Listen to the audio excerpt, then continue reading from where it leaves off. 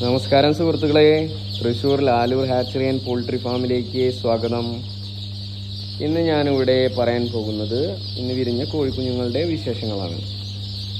ഇന്ന് നമ്മുടെ ഇവിടെ വിരിഞ്ഞത് കാവേരി കോഴിക്കുഞ്ഞുങ്ങൾ, മെയിനായിട്ട് കാവേരി.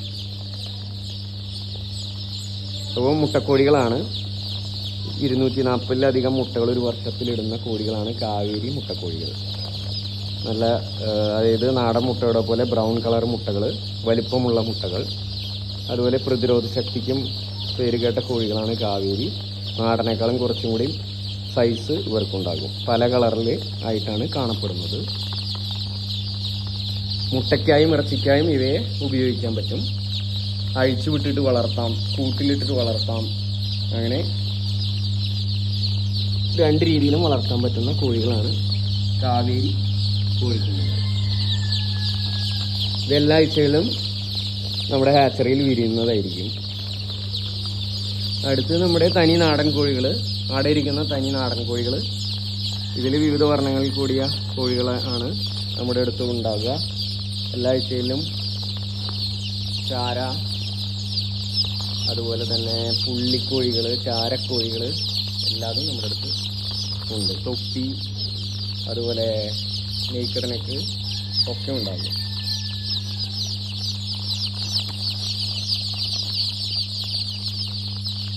ഇതെല്ലാം നാടൻ കോഴിക്കുഞ്ഞുങ്ങളാണ്.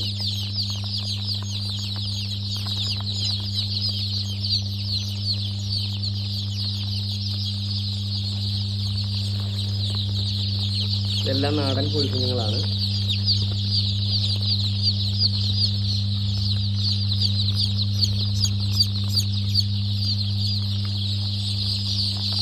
അടുത്തായി RIR കോഴികൾ, മുട്ടക്കോഴികളാണ് RIR.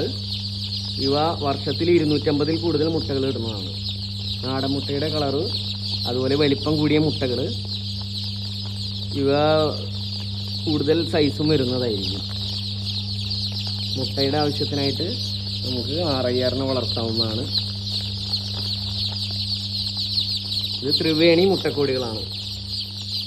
ത്രിവേണി അതായത് വൈറ്റ് ലഗോൺ, നാടൻ, RIR ഇവിടെ സങ്കരയിനം കോഴികളാണ് ത്രിവേണി. പല കളറിൽ കാണപ്പെടുന്നു.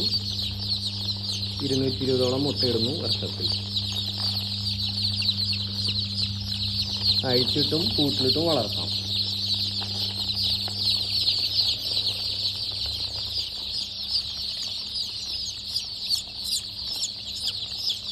ഇതൊക്കെ അസീൽ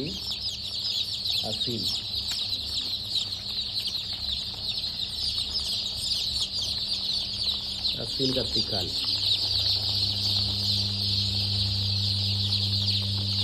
ഇത്രയാണ് ഇന്നത്തെ വിശേഷങ്ങൾ.